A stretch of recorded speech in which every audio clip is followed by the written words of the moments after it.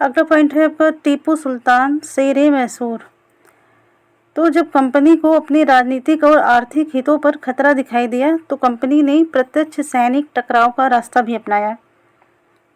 Company ने क्या किया? प्रत्यक्ष सैनिक टकराव का रास्ता भी अपनाया। दक्षिण भारतीय राज्य मैसूर के उदाहरण से यह बात समझी जा सकती है।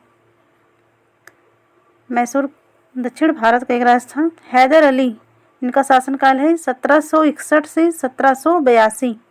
हैदर अली का शासनकाल क्या है? 1761 से 1782। और उनकी विख्यात पुत्र टीपू सुल्तान, इनका शासनकाल 1782 से 1799। तो उनके विख्यात पुत्र टीपू सुल्तान जैसे शक्तिशाली शासकों के नेतृत्व में मैसूर जो था काफ़ी ताकतवर हो चुका था। तो ऐसे ही आपको लाइन देके ऐसे पूछेगा कथन सही है कि गलत है, तो आप एक एक लाइन बस याद करते हुए चलिए, ध्यान से सुनते चलिए तो आपको याद रहेगा कहानी की तरीके से। तो मालाबार तट पर होने वाला व्यापार मैसूर रियासत के नियंत्रण में था। मालाबार तट पर होने वाला व्यापार जो था किसकी रियासत में था? मैसूर के नियंत्रण में था, जहाँ से कंपनी काली मिर्च और इलायची खरीदती थी। कंपनी क्या खरीदती थी? काली मिर्च और इलायची खरीदती थी। 1785 में टीपू सुल्तान ने अपनी रियासत में पड़ने वाले बंदरगाहों से चंदन की लकड़ी, काली मिर्च और इलायची का निर्यात रोक दिया। क्या रोक दिया था? अपने बंदरगाहों से चंदन की लकड़ी, काली मिर्च और इलायची का निर्यात रोक दिया।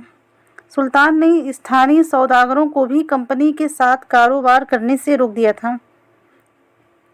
अपने जो स्थानीय सौदागर थे उनको भी कंपनी के साथ कारोबार करने से रोक दिया था। टीपू सुल्तान ने भारत में रहने वाले फ्रांसीसी व्यापारियों से घनिष्ठ संबंध विकसित किया। फ्रांसीसी व्यापारियों से घनिष्ठ संबंध विकसित किए और उनकी मदद से अपनी सेना का आधुनिकीकरण किया। टीपू सुल्तान ने क्या किया? फ्रांसीसियों से घनिष्ठ संबंध स्थापित किया और अपनी सेना का उनकी मदद से अपनी सेना का आधुनिकीकरण किया। आगे देखते हैं। तो सुल्तान के इन कदमों से अंग्रेज आग बबूला हो गए। जब उन्होंने अपने व्यापार, अपने क्षेत्र में पड़ने वाले चीज़ों का व्यापार पर जब प्रतिबंध लगा दिया तो क्या हुआ? सुल्तान के इन कदमों से अंग्रेज आग बबूला हो गए। उन्हें हैदर अली और टीपू सुल्तान बहुत महत्वाकांक्षी, घमंडी और खतरनाक दिखाई देते थे। अंग्रेज़ों को लगता था कि ऐसे राजाओं को नियंत्रित करना और कुचलना जरूरी है। फलस्वरूप मैसूर के साथ अंग्रेज़ों की 4 बार जंग हुई। कितनी बार? 4 बार जंग हुई। 1767 से 69, 1780 से 84, 1790 से 92 और 1799 में।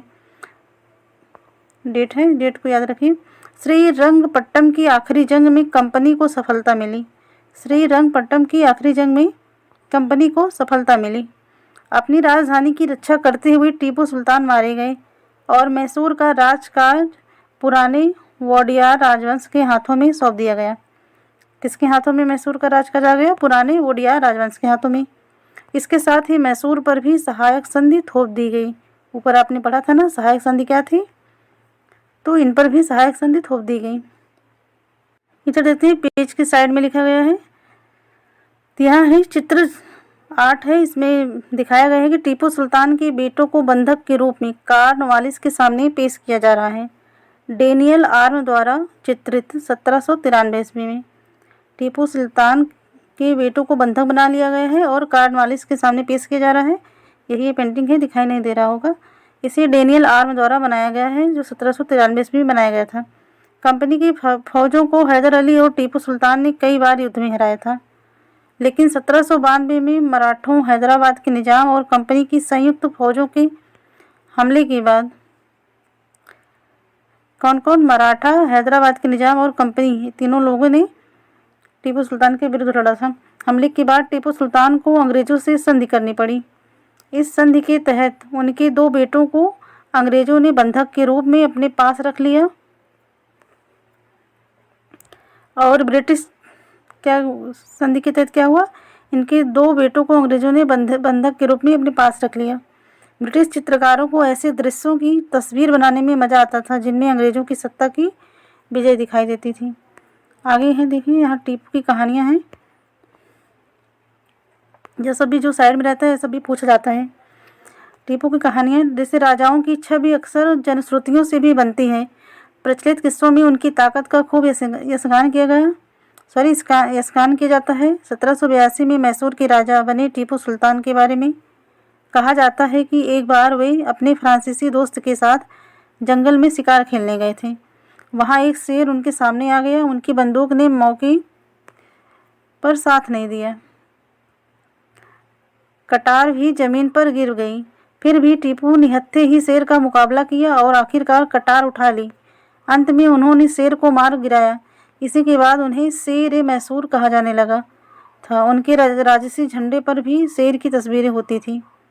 तो पूछा जाएगा अगर आपसे शेर मैसूर कौन है, तो टीपू सुल्तान। और उनके जो राजसी झंडे पर किसकी तस्वीर थी? शेर की तस्वीर होती थी। किसकी? शेर की तस्वीर। इधर देखते हैं, इनका एक खिलौना है। देखिए, ये है टीपू का खिलौना शेर। देखिए, यह टीपू के एक विशालकाय मशीनी खिलौने की तस्वीर है। इसमें यह नकली जो शेर है एक यूरोपी सिपाही को दबाए हुए है। नकली शेर यूरोपी सिपाही को दबाए हुए है। जब इसका हैंडल घुमाया जाता था तो नकली शेर दहाड़ता था और सिपाही के भीतर से चीख की आवाज़ें आती थी। अब यह जो खिलौना शेर है लंदन स्थित विक्टोरिया एंड एल्बर्ट म्यूजियम में रखा है। 4 मई 1799 को जब अपनी राजधानी श्रीरंगपट्टम की रक्षा करते हुए टीपू सुल्तान की मृत्यु हो गई तो अंग्रेज इस खिलौने को भी अपने साथ ले गए। आगे देखते हैं। इधर है मराठों से लड़ाई। अगला टॉपिक है मराठों से लड़ाई। 18वीं शताब्दी के आखिर से कंपनी मराठों की ताकत को भी काबू और ख़त्म करने के बारे में सोचने लगी थी। 1761 में पानीपत की तीसरी लड़ाई में हार के बाद दिल्ली से देश का शासन चलाने का मराठों का सपना चूर चूर हो गया। पानीपत की तीसरा युद्ध कब हुआ था? 1761 ईस्वी में। कब हुआ था? 1761 ईस्वी में। एक मिनट। उन्हें कई राज्यों में बांट दिया गया। इन राज्यों की बागडोर सिंधिया, होलकर,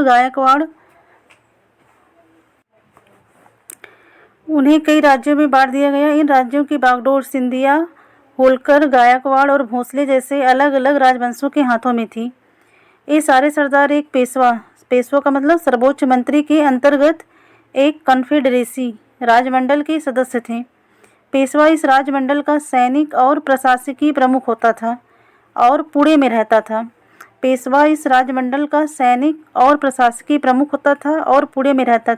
एक एक लाइन महत्वपूर्ण है, पूछा गया है सभी कथन के रूप में।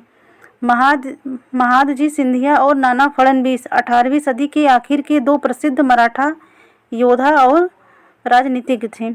महादजी सिंधिया और नाना फड़नवीस 18वीं सदी के आखिर के 2 प्रसिद्ध मराठा योद्धा और राजनीतिज्ञ थे।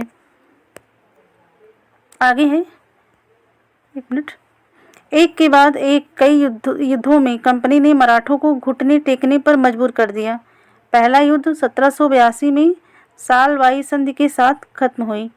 पहला युद्ध कब खत्म हुआ? 1782 में सालवाई संधि के साथ खत्म हुई, जिसमें कोई पक्ष नहीं जीत पाया।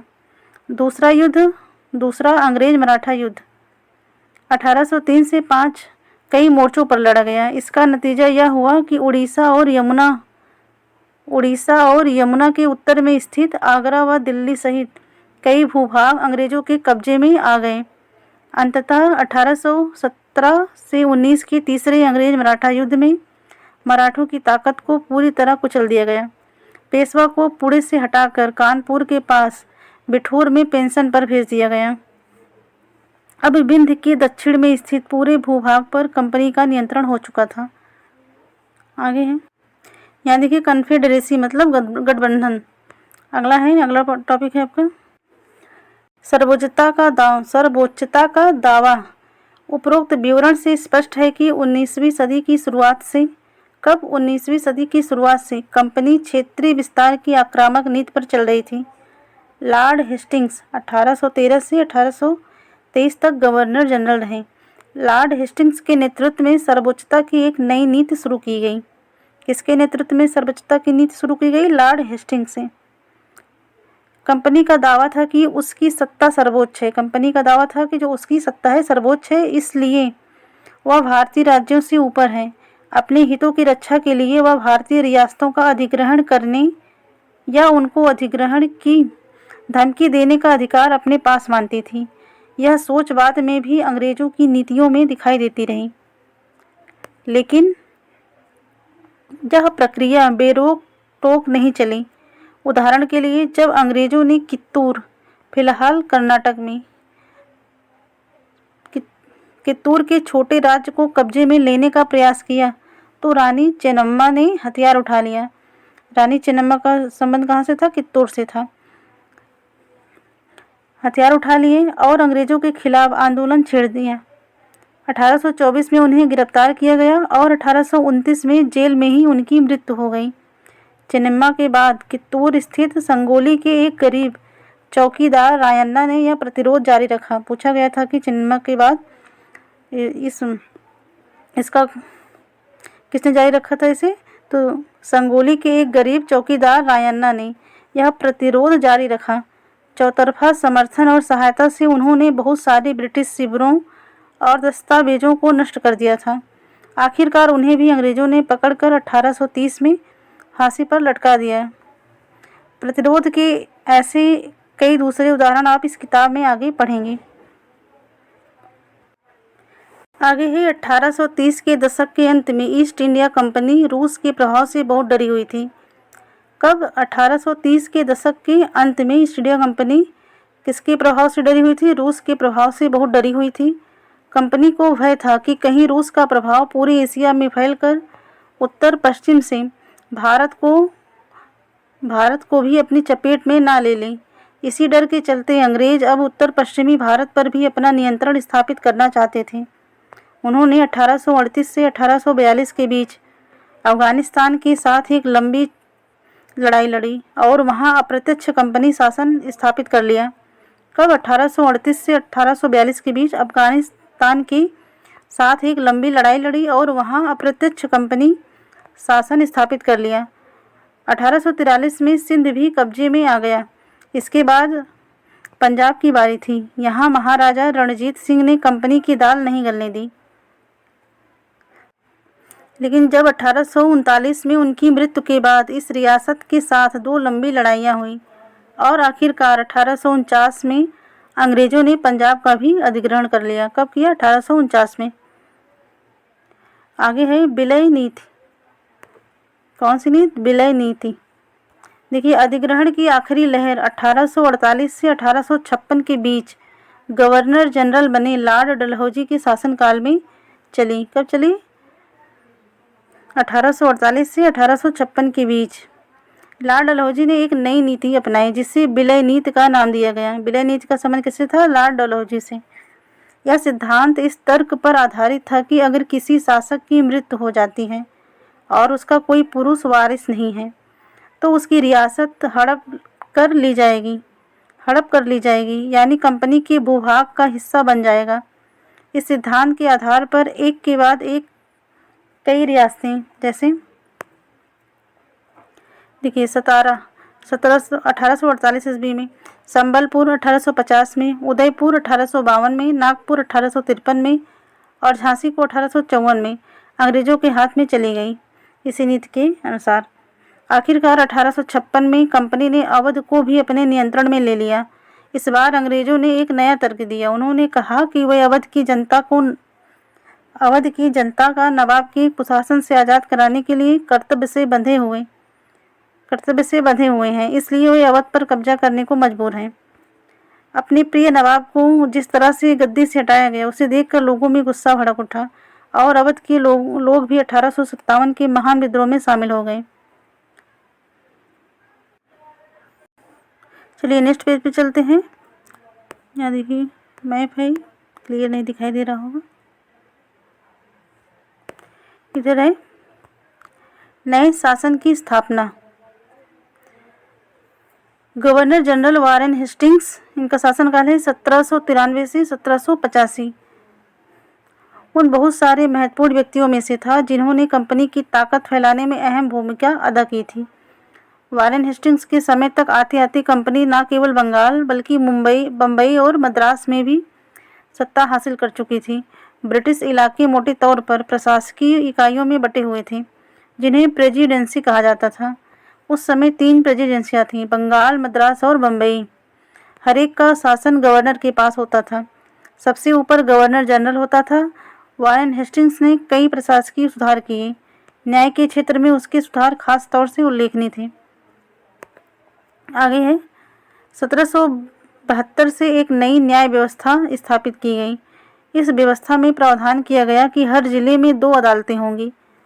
1772 से एक नई न्याय व्यवस्था स्थापित की गई और इस व्यवस्था में क्या प्रावधान किया गया था कि हर जिले में 2 अदालतें होंगी, फौजदारी अदालत और दीवानी अदालत।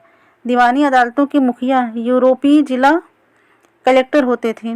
दीवानी अदालतों के मुखिया कौन होते थे? यूरोपीय जिला कलेक्टर होते थे। मौलवी और हिंदू पंडित उनके लिए भारतीय कानूनों की व्याख्या करते थे। फौजदारी अदालतें अभी भी काजी और मुफ्ती के ही अंतर्गत थीं, लेकिन वे भी कलेक्टर की निगरानी में काम करते थे। देखिए यहाँ साइड में बताया गया है काजी और मुफ्ती ये सब क्या होते थे। देखिए काजी क्या था? काजी एक न्यायाधीश होता था। मुफ्ती क्या है? मुफ्ती जो है मुस्लिम समुदाय का एक न्यायविद जो कानूनों की व्याख्या करता है। मुफ्ती क्या थे? मुस्लिम समुदाय का एक न्यायविद जो कानूनों की व्याख्या करता है और काजी इसी व्याख्या के आधार पर फैसले सुनाता है। मुफ्ती क्या करता था? जो मुस्लिम समुदाय का एक न्यायविद जो कानूनों की क्या करता था? व्याख्या करता था और काजी जो थे इसी व्याख्या के आधार पर फैसले सुनाते थे। अगला पॉइंट है आपका, अगला शब्द दिया गया है यहाँ महाभियोग। ये क्या था? जब इंग्लैंड के हाउस ऑफ कॉमन्स में किसी व्यक्ति के खिलाफ दुराचरण का आरोप लगाया जाता है तो हाउस ऑफ लॉर्ड्स मतलब संसद का ऊपरी सदन, तो हाउस ऑफ लॉर्ड्स में उस व्यक्ति के खिलाफ मुकदमा चलता है। इसे महाभियोग कहा जाता है। तो यहाँ देखिए चित्र 12 में वारेन हेस्टिंग्स पर मुकदमा R.G. पोलार्ड द्वारा चित्रित 1789 में बनाया गया पेंटिंग है। जब वारेन हेस्टिंग्स 1785 में इंग्लैंड लौटा, कब लौटा? 1785 में इंग्लैंड लौटा, तो एडमंड बर्के ने उस पर बंगाल का शासन सही ढंग से न चलाने का आरोप जड़ दिया। किसके ऊपर जड़ दिया था? Warren Hastings. कब? 1750 में जब इंग्लैंड लौटा तो किसने?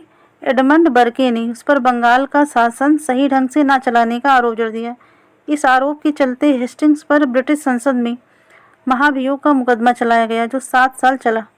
इसको भी याद रखे रहिएगा, पूछा गया है।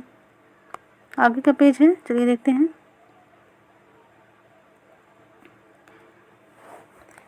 एक बड़ी समस्या यह थी कि ब्राह्मण पंडित धर्मशास्त्र की अलग अलग शाखाओं के हिसाब से स्थानीय कानूनों की अलग अलग व्याख्या कर देते थे।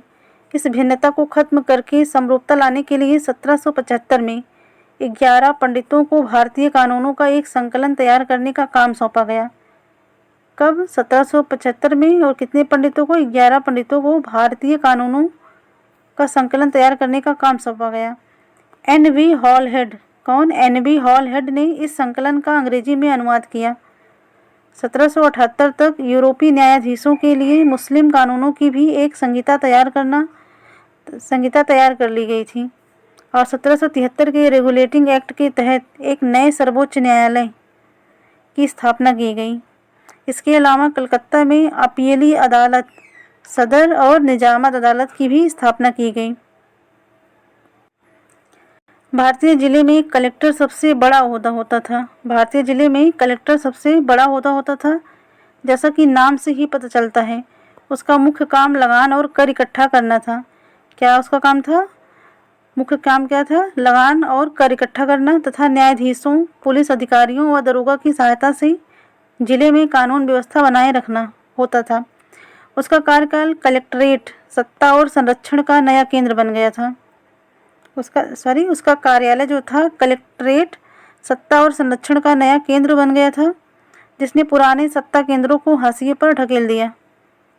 आगे है कंपनी की फौज। यहाँ देखिए कुछ दिया गया है, स्रोत है, इसको पढ़ लेते हैं। मैं सबके शत्रु और उत्पीड़क पर महाभियोग चला रहा हूँ। वारेन हेस्टिंग्स के महाभियोग की कार्रवाई के दौरान एडमंड बर्क ने एक उत्तेजनापूर्ण भाषण दिया, जिसका एक हिस्सा इस प्रकार था।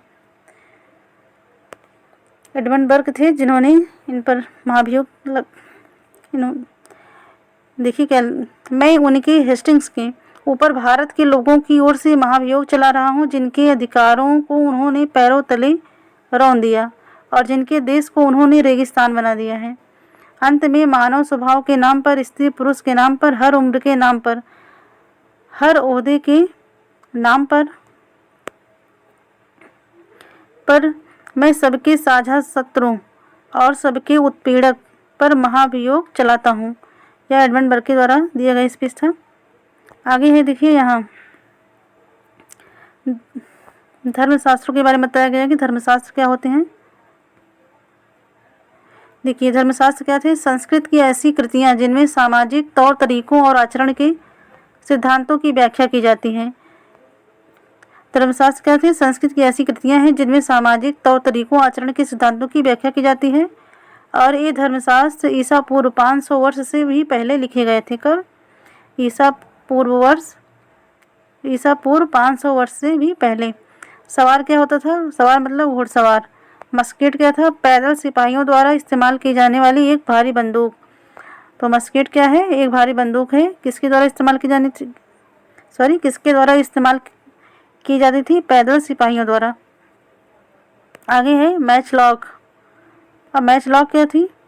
मैच लॉक शुरुआती दौर की बंदूक जिसमें बारूद को माचिस से चिंगारी दी जाती थी। मैच लॉक क्या थी? शुरुआती दौर की बंदूक जिसमें बारूद को माचिस से चिंगारी दी जाती थी। चलिए देखते हैं। देखिए, कंपनी की फौज। कंपनी के साथ साथ भारत में शासन और सुधार के नए विचार तो आए, लेकिन उसकी असली सत्ता सैनिक ताकत में थी। कंपनी की असली सत्ता किसमें थी? सैनिक ताकत में थी। मुगल फौज मुख्य रूप से घुड़सवार, सवार घोड़े पर चढ़ने वाले प्रशिक्षित और पैदल सेना थी। उन्हें तीरंदाजी और तलवारबाजी का प्रशिक्षण दिया जाता था। सेना में सवारों का दबदबा रहता था और मुगल साम्राज्य को एक विशाल पेशेवर प्रशिक्षण वाली पैदल सेना की ज़रूरत महसूस नहीं होती थी। ग्रामीण इलाकों में सशस्त्र किसानों की बड़ी संख्या थी।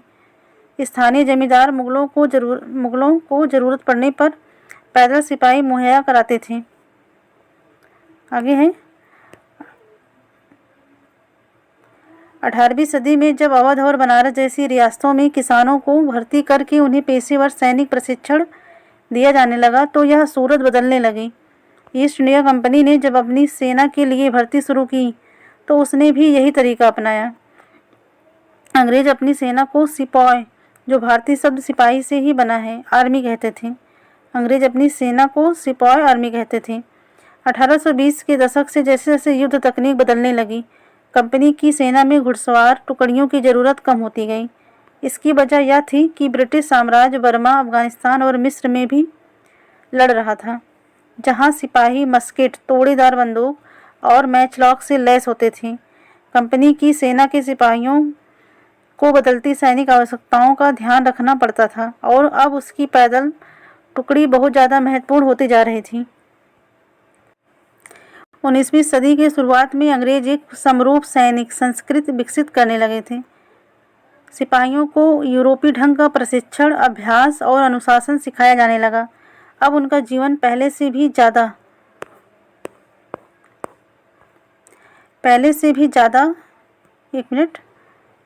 नियंत्रित था। इस कोशिश में कभी कभी समस्याएं भी आ जाती थी, क्योंकि पेशेवर सिपाहियों की सेना खड़ा करने के चक्कर में अंग्रेज कई बार जाति और समुदाय की भावनाओं को नज़रअंदाज कर देते थे।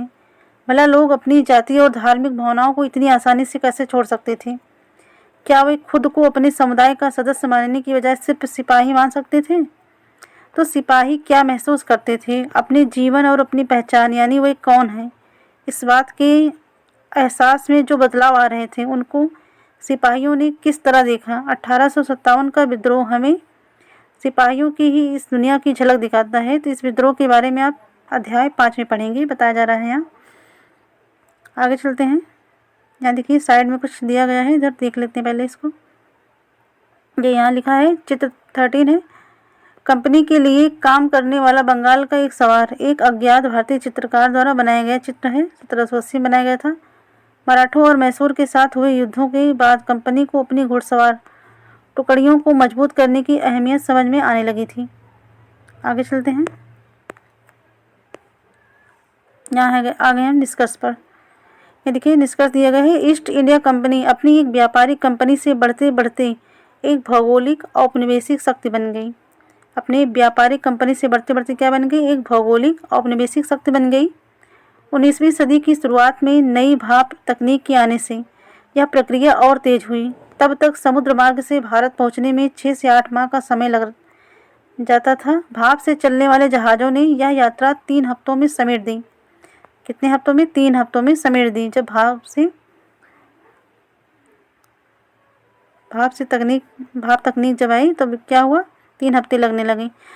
इसके बाद तो ज़्यादा से ज़्यादा अंग्रेज और उनके परिवार भारत जैसे दूर देश में आने लगे। पहले लगता था 6 से 8 माह का समय, अब 3 हफ्तों में ही वो पहुंच जा रहे हैं।